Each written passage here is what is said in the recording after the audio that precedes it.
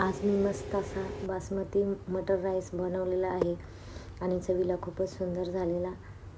आणि इथे बघा, मी गॅसवरती टोप गरम झालेला आहे, त्याच्यामध्ये साधारण मी 2 चमचे तेल घेतलेलं आहे आणि त्याच्यानंतर 1 चमचा मी साजूक तूप घातलेला आहे, कारण तुपामुळे राईस जो आहे एकदम मोकळा होतो आणि चवीला पण चांगला लागतो त्याच्यासाठी. आणि तेल चांगलं गरम झालेलं आहे, तर त्याच्यामध्ये मी 1 चमचा जिरं टाकलेलं आहे फोडणीसाठी. आणि आपल्याला जिरं एकदम व्यवस्थित फ्राय झालं की त्याच्यामध्ये मी खडे मसाले टाकलेले आहेत, 2 तमालपत्र आणि 4 ते 5 मी लवंग आणि 4 काळी मिरी आणि 2 दालचिनीचे तुकडे टाकलेले आहेत. ते आपल्याला थोडंसं हलकं फ्राय झालं की त्याच्यामध्ये मी 8 ते 9 कढीपत्त्याचे पाने टाकलेले आहेत. आणि आपल्याला सर्व जे मसाले आहेत ते एकदम हलकं फ्राय करून घ्यायचं आहे. आणि त्याच्यानंतर मी ते एक मोठ्या चमच्याने आपल्या 1 चमचा अद्रक लसणाची पेस्ट टाकलेली आहे.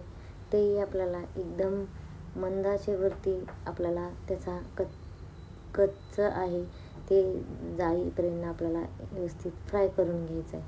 त्याच्यानंतर ना मी इथे 1 वाटी मटर टाकलेले आहेत हिरवे, आणि आपल्याला मटरसुद्धा तेलावरती चांगलं व्यवस्थित फ्राय करून घ्यायचं आहे. आणि मटर जर तुम्ही तेलावरती व्यवस्थित फ्राय करून घेतलं की मटरलाही कलर खूप छान येतो. त्याच्यासाठी आपल्याला 2 मिनटं मटर तेलामध्ये फ्राय करायचं आहे. मटर फ्राय झालेले आहेत, तर आता आपल्याला इथे मटर जे आहेत ते आपले व्यवस्थित, त्याच्यामध्ये मी थोडीशी कोथिंबीर टाकलेली आहे, व्यवस्थित आपल्याला मिक्स करून घ्यायचं आहे. आणि इथे मी फॉर्च्यूनचा बासमती राईस घेतलेला आहे तुकडा, आणि तो नवा आहे की जुना आहे मलाही माहिती नाही आहे. बघा, मी 1 बाऊल घेतलेला आहे, साधारण 200 ग्राम मी राईस घेतलेला आहे ते. आणि चवीला खूप छान होतो.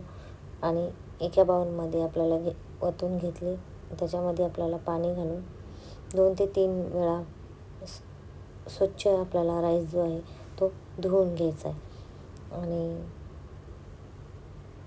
बघा, भाज्याही फ्राय झालेल्या आहेत, तर त्याच्यामध्ये आपल्याला जो धुतलेला राईस आहे तो मी टाकून घेतलेली आहे. आणि मस्त असा व्यवस्थित आपल्याला सर्व राईस जो आहे तो आपल्याला मसाल्यामध्ये व्यवस्थित मिक्स करून घ्यायचा आहे. आणि जितकं तुम्ही व्यवस्थित चांगलं मिक्स करून घ्याल तितका राईसला चांगला फ्लेवर होतो. त्याच्यासाठी अगदी व्यवस्थित आपल्याला मिक्स करून घ्यायचं आहे. आणि त्याच्यामध्ये मी गरम पाणी घातलेलं आहे. आपले 1 वाटी राईस आहे, तर साधारण मी 2 वाट्या पाणी मला लागलेलं आहे. आणि मी थोडं थोडं करून 2 वेळा मी पाणी वापरलेलं आहे त्याच्यामध्ये. बघा, अशा प्रकारे आपल्याला व्यवस्थित ढवळून घ्यायचं आहे. आणि मस्त आता त्याच्यामध्ये मी चवीपुरतं थोडंसं मीठ टाकणार आहे, आणि बाकी आपल्याला काही टाकायची गरज नाही आहे. परत मी व्यवस्थित ढवळून मिक्स करायचं आहे आपल्याला. अशा प्रकारे तुम्ही एकदा राईस बनवून बघा, तुम्हालाही नक्की आवडेल. आणि त्याच्यावरती मी ढाकण ठेवलेलं आहे, आणि मी 10 ते 12 मिनटं मीडियम फ्लेवरवरती मी तो राईस जो आहे तो शिजवून घेतलेला आहे. बघा, अजून गरमच आहे. थंड झाला की तो राईस एकदम मोकळा होईल.